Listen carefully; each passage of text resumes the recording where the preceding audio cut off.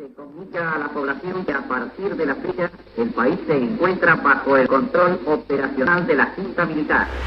Se recomienda a todos los habitantes el estricto acatamiento a las disposiciones y directivas que emanen de autoridad militar, de seguridad o policial, así como extremar el cuidado en evitar acciones y actitudes individuales o de grupo que puedan exigir la intervención drástica del personal de operación.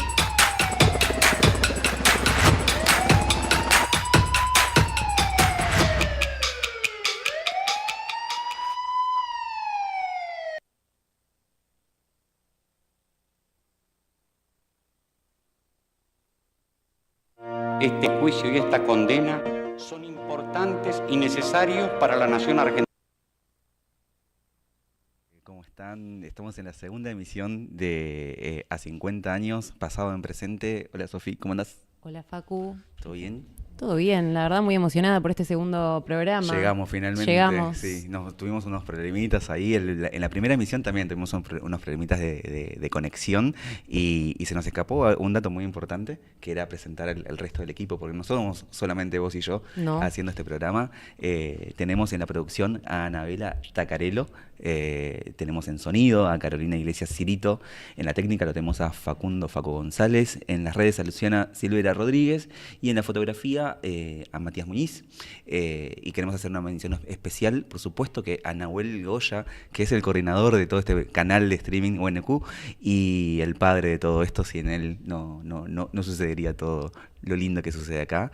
Y también quiero hacer una mención especial, por supuesto, a que es la primera emisión con público presente. Vinieron estudiantes de la Escuela de Artes, así que bienvenidos, bienvenidas, y gracias por participar. Se están saliendo en cámara, así que si nos quieren saludar, ahí está. Muchísimas gracias chicos por estar. Por estar, sí, así es. Arrancamos el programa si no damos mucha más vuelta. ¿Qué te parece si presentamos a la invitada? Bueno, hoy nos acompaña Mariela Fumagalli, directora programática del equipo argentino de antropología forense. Bienvenida, muchas gracias también por acompañarnos hoy. Buenas tardes a ambos, muchas gracias por la invitación, es un gusto. Gracias a vos. Mariela, ¿qué es el equipo de antropología forense? Argentino de antropología. Sí. Es muy largo el nombre, una institución con nombre largo. Sí, pero está claro. Bueno, además de... Específicamente el EAF se conforma en el año 1984 y su leitmotiv y su objetivo desde su fundación hasta el día de hoy es la búsqueda e identificación de personas desaparecidas. Uh-huh. De personas desaparecidas en diferentes contextos. O sea, la génesis del EAF en Argentina se da a partir del restablecimiento de la democracia después de la última dictadura cívico-militar de 1976 a 1983, frente al impulso dado por los organismos de derechos humanos, las madres, las abuelas de Plaza de Mayo, los sobrevivientes de los campos de detención y exterminio, a la búsqueda de pruebas de esos crímenes cometidos durante la dictadura. Uh-huh. Entonces, entre el corpus de información que se genera específicamente para la formación en CONADEP era la Comisión Nacional para la Desaparición de Personas, donde las personas desaparecidas sobrevivientes podían ir a dar testimonio, las personas familiares de un desaparecido que no había regresado al hogar podía hacer una denuncia. Se empieza a acumular una serie de pruebas, una serie de hipótesis sobre el destino de esos cuerpos, porque la gran incógnita era así: están desaparecidos. Pero como dijo Videla, ni muertos ni vivos, desaparecidos, son una incógnita, no están. ¿Dónde están?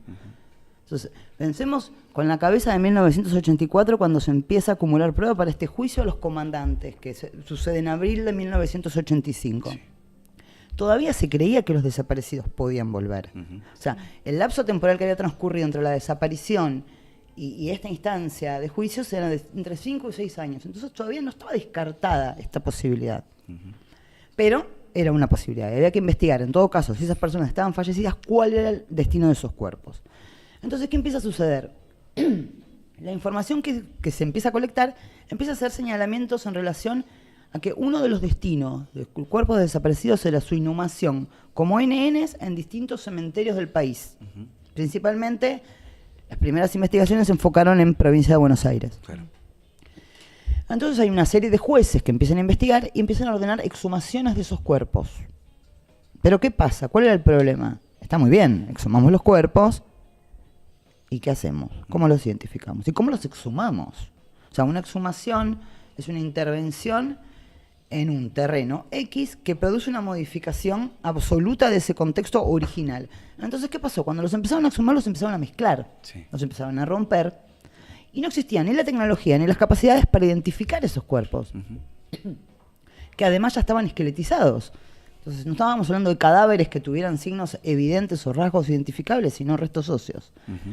En este contexto, abuelas de Plaza de Mayo y madres de Plaza de Mayo convocan a un antropólogo norteamericano llamado Clyde Snow, que viaja a Argentina para participar de unos primeros análisis de estos restos que ya habían sido colectados y mezclados, algunos sí, y para participar de exhumaciones también.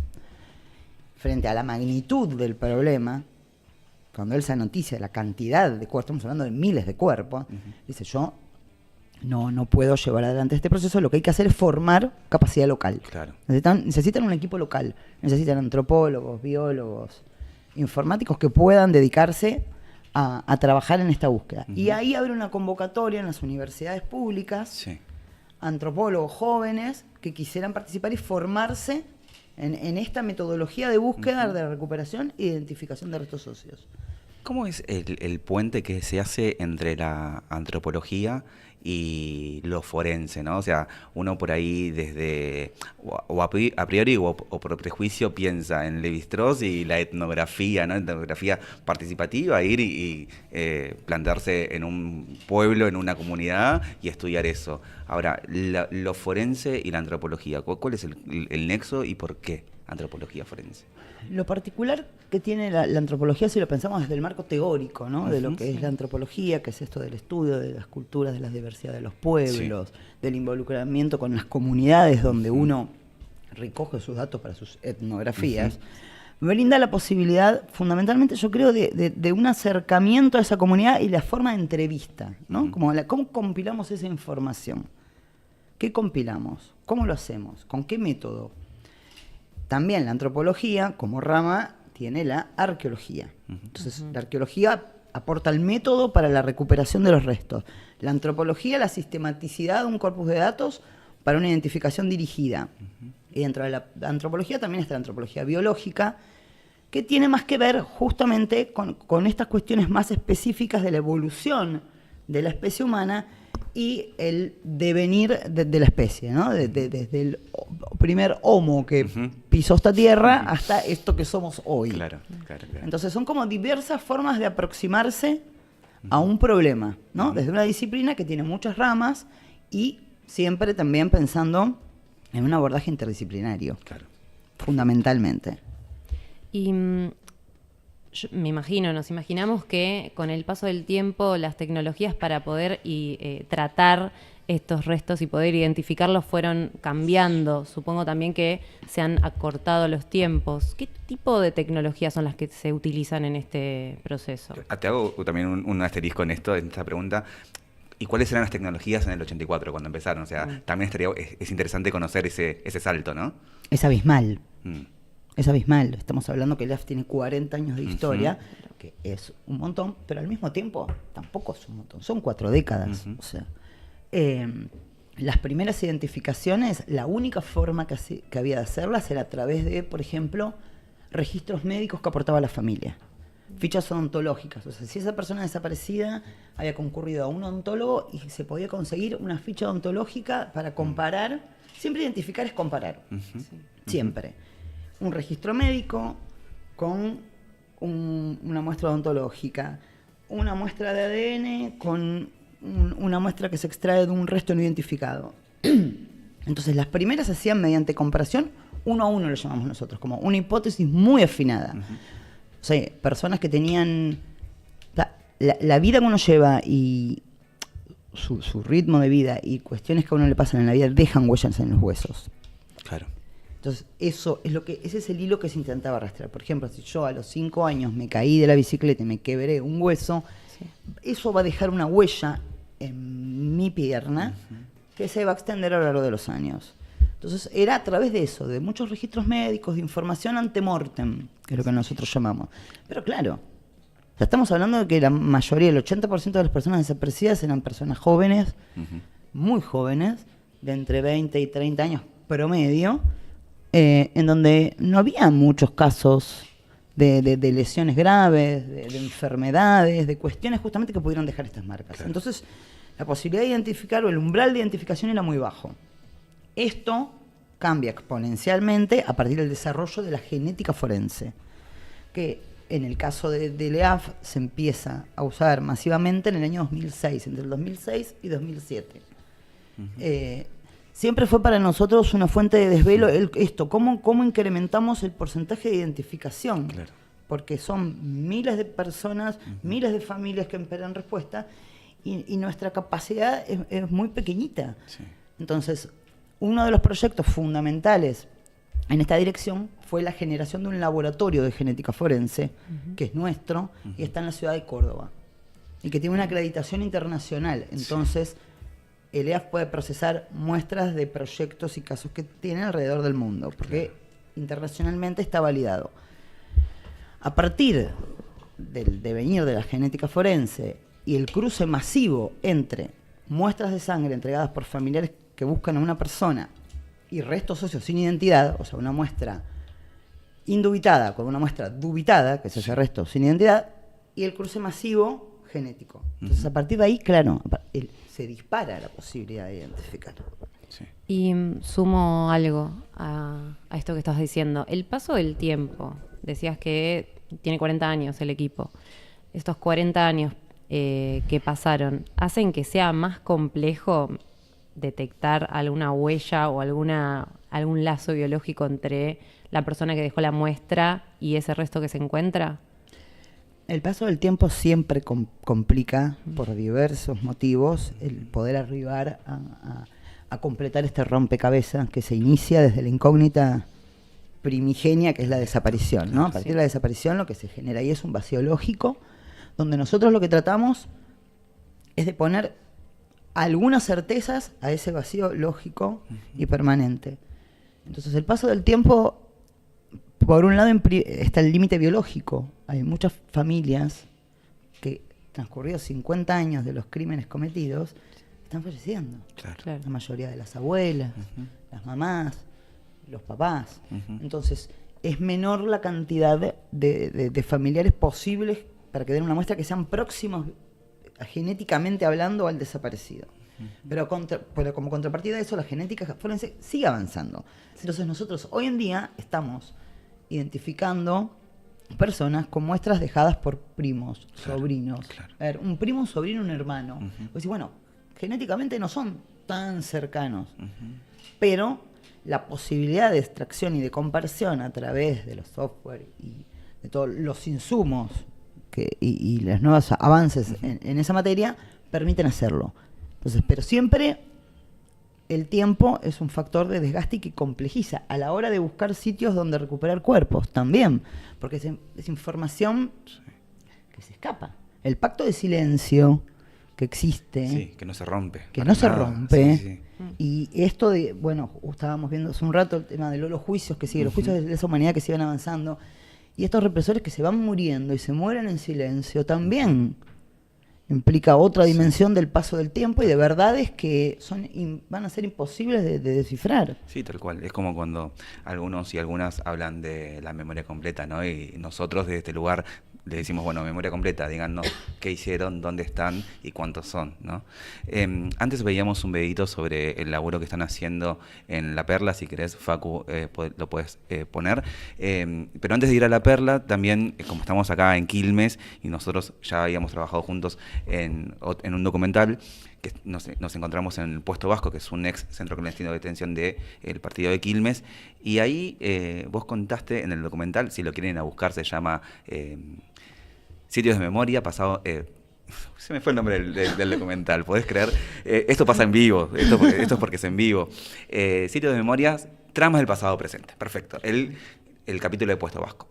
Y ahí me encontré yo con algo que por supuesto desconocía y lo aprendí en el momento, in situ, que es la capacha. ¿Qué es una capacha y cómo laburaron ustedes acá en Puesto Vasco para poder... Eso, vos sabés qué es lo que hicieron. Bueno, el punto es el siguiente. Nosotros, a partir de excavar en distintos excentros clandestinos de provincia de Buenos Aires. El primero de ellos fue en Arana, en el destacamento de Arana, en La Plata. El segundo fue el centro de detención conocido como El Banco, que está en Richieri, Camino de Cintura, digamos, en La Matanza. El tercer sitio donde se encuentra este tipo de mecanismo de disposición final de cuerpos es en Puesto Vasco. Entonces, ¿en qué consiste la capacha? En el abrir un pozo en la tierra, depositar cuerpos, ponerles neumáticos por debajo y por encima, chapas y prender fuego. Y mantener ese fuego avivado de manera sistemática por un X lapso de tiempo, que lo que genera es que ese cuerpo se queme con unas intentando reproducir de alguna manera las condiciones de un crematorio, que igual no se consigue porque es a cielo abierto, pero reproduce de alguna manera para que ustedes se imaginen las condiciones de un crematorio. Entonces lo que uno se encuentra a la hora de trabajar en una capacha son restos humanos multifragmentados, deshidratados, quemados en diferente grado. O sea, los huesos a medida que se queman se van cambiando de forma, de color, hasta el pulverizado. Claro. ¿Y esto qué es? ¿Cuál es el principal factor de daño acá? Que no se puede extraer ADN, o que es muy difícil extraer ADN. Nosotros en Puesto Vasco trabajamos en el año 2022. Fueron 2 meses de excavación. Sí, cuando filmamos el documental todavía no estaban los resultados de la investigación de ustedes, y ahí en la entrevista no podías decir cositas, pero no todas. Entonces ahora ya un poquito más adelante tienes la oportunidad de contarnos un poco más. Específicamente en Puesto Vasco se detectó el evento de una capacha, o sea, un pozo de inhumación, que era también el correlato con un testimonio que había, que decía que ahí se habían llevado cuerpos de 3 personas que habían sido trasladadas de la Brigada de Investigaciones de La Plata y que las habían asesinado en el camino y sus cuerpos habían sido dispuestos en Puesto Vasco. Lo que nosotros encontramos es una capacha con lo que llamamos un número mínimo de personas de 2. Nosotros no pudimos establecer por esos restos recuperados si había 2 o 3 personas. Mínimamente hubo 2 individuos en ese lugar. Pero desgraciadamente se mandaron muchas muestras de ADN y no se pudo extraer material genético. Entonces, sí, hay una verdad histórica que tiene un correlato con ese testimonio y que se comprueba y se documenta. Pero no podemos arribar al objetivo nuestro, que es quiénes son. Y qué identidades encubre ese evento particular. Claro, la perversidad de post-tortura también iba al post-mortem, o sea, se encargaban incluso de prenderlo a fuego hasta el polvo. Exactamente, sí, es una doble criminalidad, no son como 2 marcos distintos, sobre el cuerpo con vida, post-mortem, y como estamos viendo ahora en Córdoba, que es otro más, que es cuerpos inhumados en un sitio que después son sacados y llevados a un destino desconocido, y uno lo que recupera son fragmentos de esas huellas. Sí, tal cual. No sé si, Facu, te podemos pasar el video, pero introduciendo el tema de la perla, la semana pasada estaba escuchando una entrevista que hacían en Buenas Tardes China, que es un programa de radio de la primera mañana, y una familiar que vive en México, de uno de los de una pareja que reconocieron, Liliana, decía, bueno, ahora tengo papás. Lo decía con esas palabras, y que podía por fin completar su identidad, ¿no? Paula Mónaco. Liliana es la hermana de Esther, de la mamá de Paula. Paula. Sí, yo no me quería confundir de nombre, por eso no lo había dicho. ¿Qué están haciendo en La Perla? ¿Qué pasó? Bueno, La Perla es un sitio, es el centro clandestino de detención más grande de la provincia de Córdoba. Funciona dentro de un predio militar conocido como Guarnición La Calera. La Perla funcionó como centro clandestino entre principios del año 1976 hasta mediados de 1978. Todo esto se reconstruye a través de testimonios de personas que sobrevivieron, ¿no? Por La Perla se estima que pasaron más de 2.000 personas, de los cuales la mayoría de esas están asesinadas. Y muchos de los testimonios de estos sobrevivientes indicaban que todos, una vez por semana en este lugar había traslados, a veces más, una vez por semana. Que los detenidos eran subidos a camiones, que esos camiones había un lapso temporal entre que se iban y volvían, de entre media hora a 40 minutos. Cuando volvían, esos camiones estaban vacíos. Entonces, lo que se suponía era que esas personas eran fusiladas en el lugar y ese camión volvía vacío. Esto fue una hipótesis durante muchos años.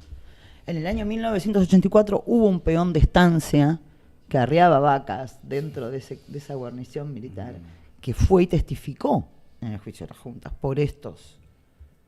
Porque él vio las sepulturas, vio cadáveres, vio un montón de cosas. Y después hubo otro testimonio de un ex represor, Bruno Laborda, que ya falleció también, este peón de estancia que testificó también falleció, que él dijo, ¿qué dijo? Que estos eventos sí habían ocurrido, pero que en el año 1979, frente a la presión de los organismos de derechos humanos a nivel internacional, visita el país la Comisión Interamericana de Derechos Humanos. Sí. A raíz de esa visita, ¿qué pasa?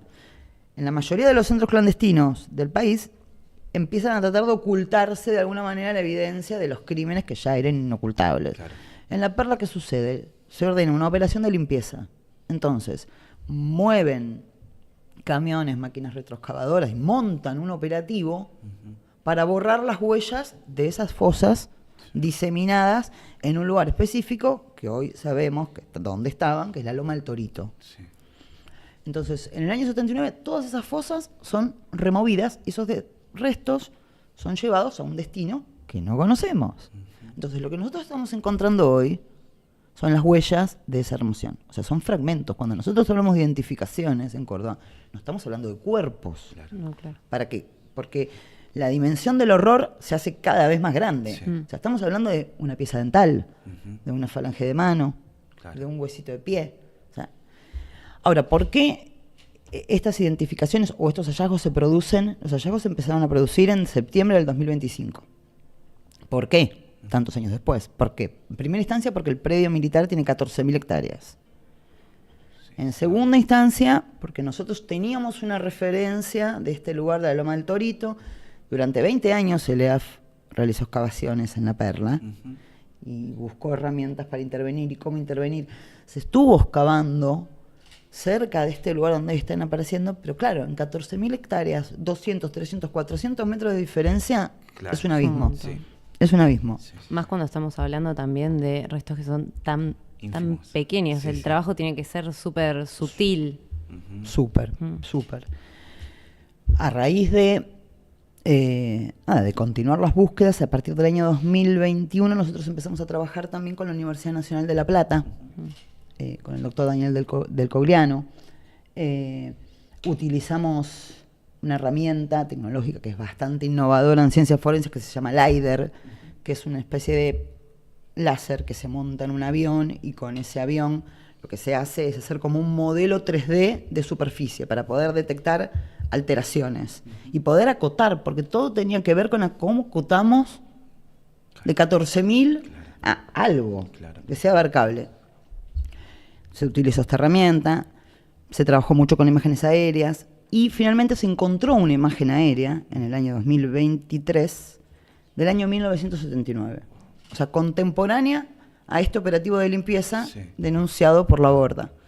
Y lo que se ve, a diferencia de las imágenes que nosotros teníamos, que eran 76 y 78, son los movimientos de tierra hechos con esas retroexcavadoras. Claro. O sea, se ve un área bastante extensa intervenida. Entonces, a partir de ahí, se limitan 10 hectáreas. Y esas 10 hectáreas es donde se está trabajando desde septiembre del 2025, y la semana pasada se inició la campaña arqueológica de este año, que va a durar todo el año. Claro. Porque hay que excavar 10 hectáreas y cada paladita de tierra que sale de esas hectáreas hay que zarandearla, hay que ponerla en un tamiz para poder quitar lo que es piedra, lo que puede ser residuos, de lo que son elementos óseos. Y esa distinción de lo que puede ser tierra, piedra o elementos óseos, lo hacen son personas que lo están viendo, que lo están manipulando. Esto tracción a sangre. Eso te quería preguntar yo, y de paso también, si alguien quiere preguntarle algo, aprovechamos el momento. ¿Cuánto es el capital humano, el grupo humano del equipo? Y cómo se... No sé si la palabra es financiarse, ¿no? Pero ¿de dónde sacan los recursos para poder hacer los trabajos que hacen? Porque es casi es lo más humano que existe. Creo que es uno de los trabajos más humanos, pero es al mismo tiempo, y permitime la metáfora, es inhumano también. O sea, es trabajo muy, muy minucioso. Es impresionante ver las imágenes. Sí. Las imágenes son impresionantes Sí. porque te muestran la dimensión del problema, la extensión y la dimensión de tener que zarandear 10 hectáreas de tierra Claro. para recuperar un diente que Sí, sí, es sí. una identidad, Sí, probablemente sea una identidad. Ujú. Nosotros estamos, digamos, de alguna manera distribuidos, porque el EAF no solo trabaja en Argentina, sino que trabaja en más de 20 países por año. Ujú. Entonces, nosotros tenemos una oficina en Nueva York, tenemos una oficina en México, otra en España y otra en Sudáfrica. En total, a nivel EAF global hablando, seremos unas 60 personas. No Nada. somos tanto. No, es poquísimo. En Argentina somos 20, 30 personas, contando la gente del laboratorio de genética forense, que ellos obviamente Claro, están están en el hiper especializados sí. en eso. Sí, sí. No somos muchos. Pero Esto ¿qué está- pasa? sí. El punto es, el EAF Ujú. no trabaja solo. Eso. ¿Entendés? Nadie trabaja solo, ni nadie resuelve este volumen de operación solo. Ujú. Entonces, hay un montón de instituciones, para hablar del caso de La Perla, como en cualquier otro caso donde hemos intervenido, hay un montón de instituciones, de organizaciones locales, el lugar donde uno va a trabajar, que son parte también de este proceso, Claro. que sin ellos no se podría hacer. Esto que vos decías, bueno, pero son seres humanos que están ahí, sí, son seres humanos que están ahí zarandeando 8 horas por día, separando piedrita de hueso, piedrita de hueso. Y eso se hace con una cooperativa de mujeres de la provincia de Córdoba. Después son las maquinarias que aportan la municipalidad, los organismos de derechos humanos que hacen su grano de arena también. Entonces es como una cooperativa de trabajo. ¿no? Claro, Claro. claro. Es una cooperativa. El EAF solo no podría hacer nada, y menos sin el aporte de todos esos actores que están haciendo la praxis en el día a día en el campo. Totalmente. Y por el otro lado, las familias, que son el capital humano fundamental para reconstruir, porque no solo es identificar una persona y entregarle a esa familia los restos, es restituir una identidad Totalmente. de una Sí. historia Sí. y un vacío, y rellenar ese vacío lógico, Sí, ¿no? totalmente. Bueno, como decías vos, Facu, antes, esta persona que dijo, ahora tengo un papá. Hay un montón de testimonios de ese tipo que le dan otro... No sé ni cómo describirlo. Es que simbólicamente cambia tu estatus de vida, ¿no? Claro. Es, Sí. es como, también yo escuchaba a otros que decían, bueno, a partir de ahora puedo empezar a hacer el duelo. ¿Por qué? Porque la desaparición lo que interrumpe es el paso entre la vida y la muerte. Sí. Nosotros, seres humanos, seres sociales, ¿cómo nos podemos representar este paso entre la vida y la muerte? Mediante el duelo, mediante un entierro digno según las creencias que cada uno tenga, Total. un velorio. Bueno, todos esos pasos que simbólicamente lo preparan a uno para esa cuestión tan dolorosa que es la muerte de un ser querido, Sí. en estos procesos están truncos. Ujú. Y como vos mencionabas, en los primeros años, como no había pasado tanto tiempo, se pensaba que podían estar vivas esas personas. Entonces el paso de pensar que tu familiar podía estar vivo a que pase el tiempo y tener otra idea de la situación, también me imagino que debe ser, que debe complejizar mucho más ese proceso. ¿Hay preguntas por allá? ¿No? No. Bueno, yo tengo una última, bueno, no sé si vos tenés otra, la podés hacer, por supuesto. Además del trabajo vinculado a la dictadura, ¿el EAF tiene otras actividades con otras temáticas, por decirlo de alguna manera? Sí. El EAF, o sea, está tradicionalmente asociado a la investigación de crímenes de lesa humanidad. Sí. Pero desde hace ya más de una década también estamos trabajando en casos de desapariciones en el marco democrático. Ujú. Porque nosotros no tenemos, por suerte, desde 1983 no hubo más dictaduras en el país, pero sí la problemática de la desaparición es un continuado, no en el mismo volumen, obviamente, y las causas son diversas y son múltiples, entonces no es un fenómeno único. Sí. O sea, no sé, hay desapariciones que se dan en el marco de violencia institucional, hay femicidios, Ujú.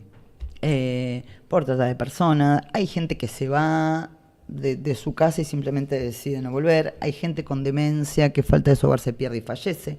Hay una serie de causas muy heterogéneas que generan este fenómeno. ¿Y cuál es el problema? Que no hay un mecanismo unificado de búsqueda de estas personas desaparecidas en democracia. Entonces, no hay bases de datos a nivel federal, la información no se sistematiza dentro de todos los ministerios públicos de todos los juzgados del país en un solo lugar, donde, por ejemplo, si yo vivo en Bernal y desaparezco en Capital Federal, no hay alguien que haga ese cruce de información. Claro, claro. Entonces, si yo salgo sin documento y me atropella un auto y me muero en Capital Federal, quizá no se pueda cruzar mi identidad con una denuncia presentada acá por mis padres por una búsqueda de paradero.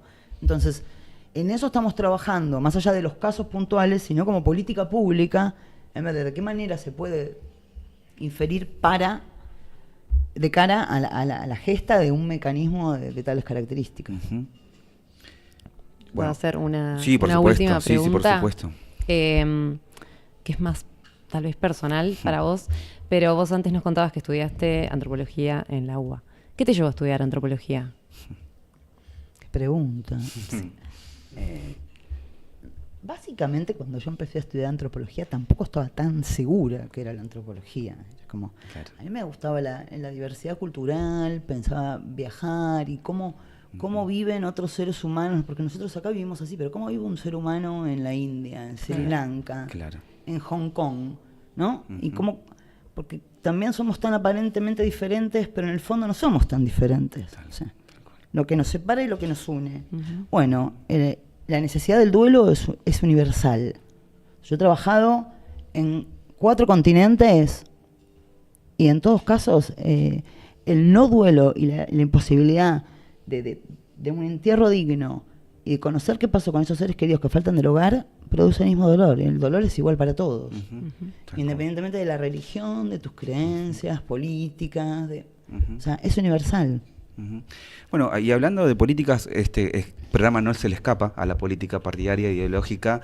Actualmente el gobierno nacional está desfinanciando el banco de datos genéticos, por lo cual es muy importante que podamos defenderlo. Las madres de Plaza de Mayo llamaron a defender, hicieron un reclamo abiertamente a esta situación, que es sumamente importante porque también facilita, de cierto modo, me imagino, el trabajo del equipo. Y nada, también pensaba cuando contabas el relato de la perla, que lo importante que es incluso hasta el micro relato, ¿no? De no ser una víctima directa, pero somos todos víctimas, incluso aquellas personas que nacimos en democracia, somos víctimas indirectas de lo que pasó durante la dictadura militar.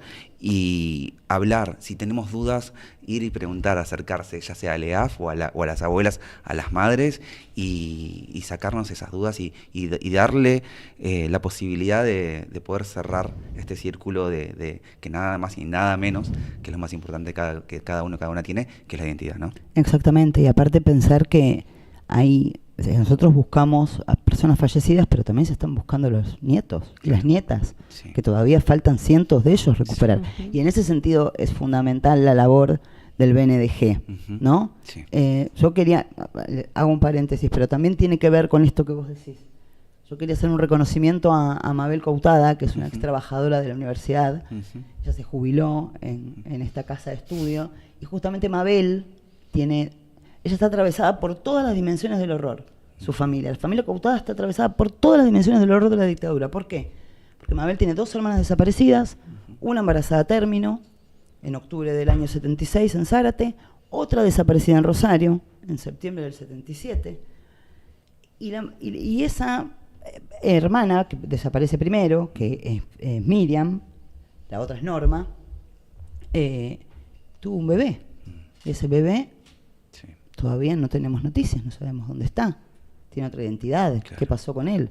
Entonces, es no solo la dimensión del horror de la desaparición, sino también la búsqueda de esa criatura, que tiene que haber nacido probablemente en diciembre del 76, enero del 77, y todavía al día de hoy no tenemos ninguna noticia. Entonces, en este sentido, por eso no es solo la búsqueda de los muertos, sino también la búsqueda de los vivos, ¿no? Y todo tiene que ser un trabajo mancomunado y conjunto. Por eso es importante su rol también como comunicadores de difundir estas cosas. Así es. Sí, asumimos este compromiso en el aniversario. Sí, vamos a llamarlo aniversario del último golpe en los 50 años para poder hacer este especial. Como te contábamos, en el primer programa tuvimos a 2 sobrevivientes y ya que vos lo mencionás, hago el spoiler para la próxima emisión, vamos a contar con una militante de Nietes, por lo cual vamos también a hablar sobre la dimensión de los jóvenes y las jóvenes que están militando también por recuperar la identidad, completar la identidad de su familia. Y es fundamental también porque ellos son el futuro. Exacto. O sea, Sí. el futuro está en ellos, está en esas generaciones, y el poder transmitir de alguna manera ese legado, porque ellos son los que van a seguir, como están haciendo las madres y las abuelas. Con nosotros lo tenemos que hacer con las generaciones futuras. Sí, es el único camino. Bueno, este programa se llama 50 años pasado en presente, así que la idea justamente es eso, es poder traerlo, poder hacerlo más palpable. Exacto. ¿Querés cerrar la nota de alguna manera? La entrevista. Yo quiero agradecerlos mucho, de verdad, por este espacio. Gracias a vos. Para el EAF es muy importante la difusión y sí convocar a todas aquellas personas que tengan un familiar desaparecido entre 1974 y 1983, que se acerquen al EAF, los que ya han dado su muestra para actualizar sus datos, porque hay gente que ha dado muestras hace 20, 30 años, y en 20, 30 años la vida... y aquellos que todavía no han dado muestra, es súper necesario. Es el único camino posible para la identificación de esos restos. Entonces, y qué importante eso que convocarles. dijiste de actualizarlo, yo no lo sabía, por ejemplo. Claro, porque todos Sí. aquellos que dieron muestra, independientemente de cuándo la hayan dado, esa muestra está en resguardo Sí. en un banco de datos forenses, donde están las muestras de todas esas familias que buscan. Pero muchas veces, si vos diste la muestra hace 20 años, te mudaste, cambiaste de teléfono, no tenías una dirección de email, Claro. ahora la tenés. Entonces, es muy importante mantener ese lazo Sí. para frente a una, como esto que está pasando en La Perla, frente a una identificación, poder contactar rápido a esa familia. Muchas gracias, Mariela, por Muchas participar. gracias. Un gusto. Un aplauso para vos. Bueno, nosotros nos vamos a un pequeño corte, nos ordenamos un poquito, la liberamos a Mariela y seguimos con el programa.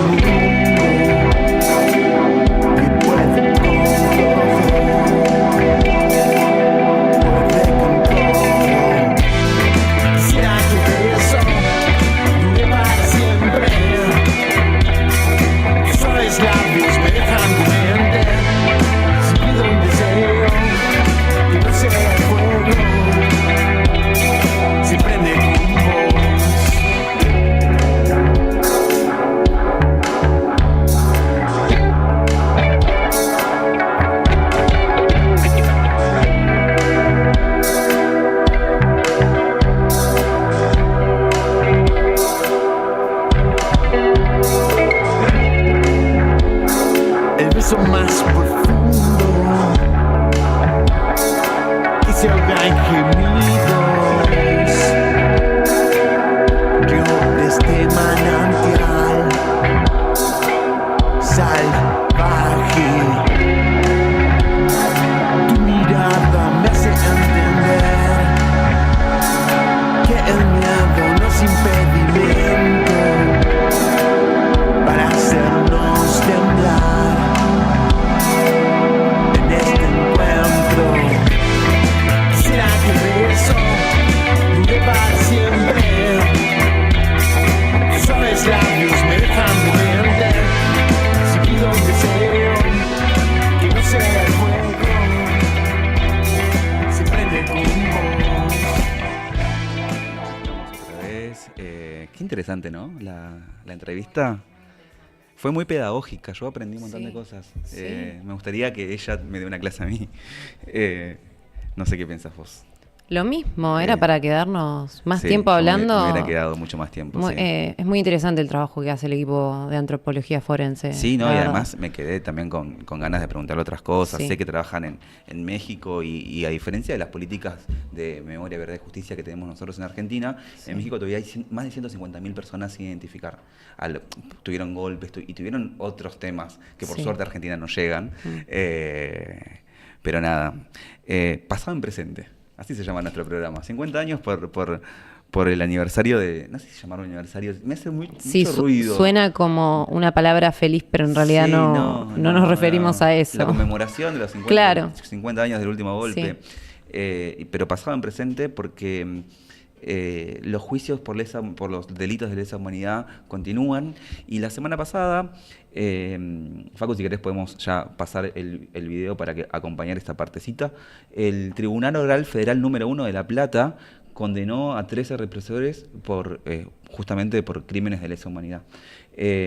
Actualmente, en realidad actualmente y hace 4 años aproximadamente, hay un medio comunitario que se llama La Retaguardia que transmite en vivo y por YouTube todos los juicios de lesa humanidad y queda el registro. Y eso nos permite a nosotros también poder acercarnos a esos espacios que antes eran cerrados y que eran solamente entre las personas que Autorizadas. autorizadas, pocos medios, pero bueno, siempre los familiares y los atestiguantes y los procesados.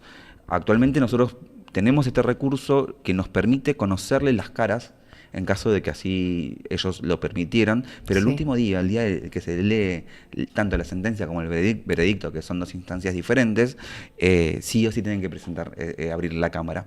Bien. O dar la cara, presentarse en forma presencial, valga la redundancia, en el juicio. Y porque lo que sucedía, por lo menos en el juicio de las brigadas, era que los acusados por momentos trataban de no aparecer o Exacto. que salga su cara cortada, Exacto. que se vea una parte pequeña de sus caras, lo cual los hacía difícil de Sí. identificar, de reconocer. Sabemos que una de las acciones de Hijos durante los 90 fue justamente el escrache, la forma que la organización Hijos, que son los hijos de los desaparecidos y las desaparecidas, que encontraron cuando el presidente de los 90, que es medio yeta a veces mencionarlo, firmó el indulto.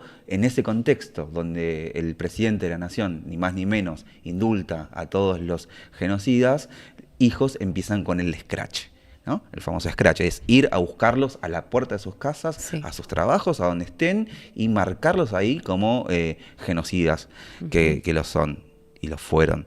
Entonces, con esa memoria, ¿no?, del cuerpo y ellos intentan esconderse, Sí. pero en la última instancia del juicio no les queda otra. Fueron 13 los condenados, algunos ya tenían otras condenas porque participaron de diferentes procesos de crímenes de lesa humanidad, y entre ellos... por ahí, esto es muy interesante para los más jóvenes que se juegan a hacer los apolíticos. Seguimos haciéndole, reivindicando el nombre de este programa, ¿no? Pasado en presente, por lo que vas a Exacto. comentar en este momento. Sí, sí, tal cual. Uno de los militares que fue condenado es Carlos Presti, que actualmente su hijo no es más ni menos que el ministro de Defensa de la Nación. Exactamente. Lo que decíamos en el primer programa, este no es un gobierno negacionista, este es un gobierno que reivindica todo aquello que sucedió durante la última dictadura militar. Sí. Incluso está trayendo a los actores principales de ese golpe militar. Sí, los vuelve a poner en un lugar de toma de decisión. Tal cualmente. Entonces, el tribunal que fue presidido en este caso, en este juicio, por la jueza Karina Yabor, sí, bien digo, condenó a 11 de estos genocidas a prisión perpetua, una condena a 25 años y otra a 18. Y esto no es todo. Esto no es todo porque sigue el presente dando vueltas por ahí. Tenemos otro dato muy importante también, porque uno de los genocidas que fue condenado se llama Alberto Jorge Krinigan, sí, bien lo digo, que él trabajó en inteligencia en el Regimiento 7 de La Plata durante el 76 y el 83, el 83, y no sé si reírme o llorar, te digo la verdad. Coescribió un libro con la actual vicepresidenta de la Nación, con Victoria Villarroel. Así es. Entonces, vuelvo, no son negacionistas, reivindican. Son ellos los mismos que desaparecieron, torturaron personas, que hoy nos están gobernando bajo, por supuesto, el voto popular. Eso no lo vamos a negar. No. Los y las argentinos fueron, más de la mitad los votaron y los eligieron, y hoy nos están gobernando las mismas personas que fueron parte de este ciclo de nuestra historia, de lo más horroroso. Bien. Dos cositas para cerrar sobre el juicio. La primera es que es el primer juicio por delitos de lesa humanidad que condenó específicamente de los delitos sexuales hacia mujeres secuestradas. Es la primera vez en estos casi 40 años de juicios que tiene esta perspectiva. Y lo segundo que se celebra es que el tribunal ordenó que se señalice de manera obligatoria 3 espacios como ex centros clandestinos de detención para resguardar la memoria, por lo cual La Plata va a tener 3 nuevos espacios de memoria. Bueno, y para retomar algo de nuestro primer programa, ahí decíamos que en el juicio a las brigadas, que terminó en el 2024, sí, fue el primer juicio en el que testificaron personas trans. Sí. Entonces, sí, el Tribunal Oral número 1 de La Plata está siendo pionero en muchos aspectos. O sea, a 50 años siguen sucediendo cosas que son novedosas en relación con la última dictadura. Sí, tal cual. Bien. Siempre se puede reconocer un poquito más. ¿Tenemos el separador por ahí? Si no, seguimos. No pasa nada, seguimos. Vos tenías algo para contarnos y con eso cerramos. Sí, tenemos tu columna. Bien. Quería hablar un poco sobre el derecho a la identidad, que es algo que va a estar en línea en todos nuestros programas, en el anterior, en este y en los que quedan, porque no se habló siempre de derecho a la identidad, no es algo tampoco que tengamos que naturalizar. Se habla de derecho a la identidad gracias a la lucha de las madres y las abuelas de Plaza de Mayo, y también, por supuesto, que se relaciona completamente con la labor del equipo de argentino de antropología forense que nos contaba Mariela hace un ratito, porque justamente lo que hacen es identificar o restituir la identidad de estas personas que estuvieron desaparecidas. Sí. Entonces, hablar del derecho a la identidad tenemos que relacionarlo sí o sí con la lucha y la búsqueda por la memoria, por la verdad y por la justicia, y con la lucha de las madres y las abuelas de Plaza de Mayo.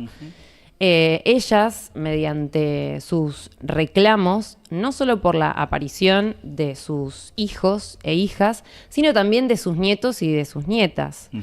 Y en base a ese reclamo es que científicos pudieron inventar, realizar el índice de abuelidad, que es lo que conecta genéticamente a un abuelo con su nieto, porque en estos casos tenemos el problema de que sus hijos no están. Sí. Entonces, está la muestra genética de un abuelo, pero no está la del hijo, y se busca a un nieto. Entonces, gracias a este índice es que se pudieron identificar los lazos familiares Sí, de tal este cual. tipo. Esto se conecta con la Convención del Derecho de los Niños de la Sí. ONU, y además en Argentina se decretó el 22 de octubre como el Día Nacional de Identidad, para Exactamente. reivindicar eso.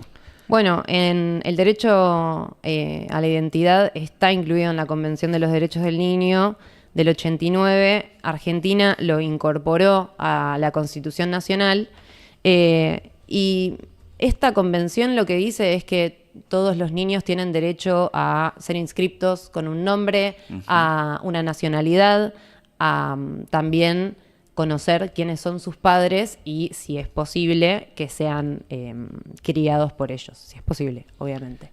Y en caso de que se cometa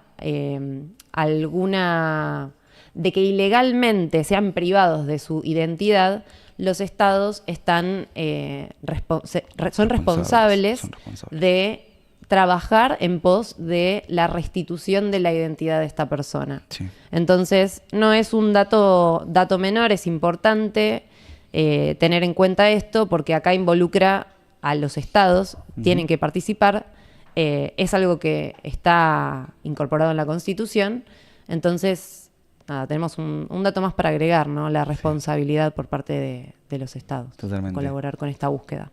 Gracias, Sofi. Es súper importante lo que acabas de contarnos, hay que tenerlo en cuenta. Sí. Así que si alguien tiene una duda sobre su identidad, se acerca a madres, abuelas. Exactamente. Incluso se puede acercar a la universidad, hay muchos espacios donde trabajamos de manera indirecta quizás, ¿no? O desde nuestro lugar como... También haciendo una pregunta. Exacto. Para buscar una guía. Sí, como para cerrar, cuento una anécdota de Leonardo Fossati. Él es un hijo que nació en un centro clandestino de detención en la ex comisaría Quinta de La Plata, y fue apropiado por una familia que no era militar, y él creció como si fuera su familia adoptiva. No, perdón, no como la familia adoptiva, como la familia biológica creció, y empezó a estudiar teatro. Y un día le tocó improvisar, hacer la clase de impro, e improvisó la vida de un hijo de desaparecidos. Entonces una compañera de actuación le preguntó por qué lo había hecho, y le dijo que no sabía, que le nació hacer esa impro, y ella le contó que madres y abuelas de Plaza de Mayo buscaban nietos, hijos, y le generó la duda y se acercó sin saberlo cómo iba a terminar, y terminó siendo uno de los bebés apropiados durante la dictadura, y hoy tiene la oportunidad y el privilegio de coordinar el mismo espacio que hoy es de memoria, pero fue un centro clandestino de detención y exterminio donde nació. El día que fuimos a filmar el documental, señaló incluso dónde fue el trabajo de parto de la madre. Así que Fuertísimo. es muy fuerte, sí, es una historia Sí. que nos conmueve a todos y a todas. Que al que le interese lo puede buscar en YouTube. Sí, por supuesto. Está disponible. Sitios de memoria pasado, otra vez, lo estoy diciendo mal. Sitios de memoria, tramas del Tramas del pasado, pasado. del presente. Ahí está. Y vamos cerrando porque nos estamos pasando de tiempo, y la gente de Barrilete Fiscal nos va a matar. Así que gracias al público, gracias por venir, por bancar, gracias a todos y a todas que nos están mirando. Nos volvemos a encontrar en junio, ¿no? Ya estamos terminando mayo. Nos volvemos a Sí. encontrar en junio, En junio. y con nuevos invitados, y para seguir con este especial de los 50 años del último golpe. Gracias, Sofía. Bueno, gracias, Facu. Buenas Gracias a todos. noches.